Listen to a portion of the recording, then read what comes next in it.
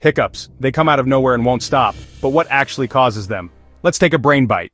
Hiccups happen when your diaphragm, the muscle that helps you breathe, suddenly spasms. This spasm makes your vocal cords close quickly, creating that funny hic sound. They can be triggered by eating too fast, drinking fizzy drinks, swallowing air, or even sudden excitement. Most hiccups go away on their own, but everyone has their own trick to stop them. So next time you hiccup, blame your diaphragm. It just got a little too excited. This was Brain Bites. Small bites of knowledge, big bites of curiosity. Don't forget to like and subscribe for more.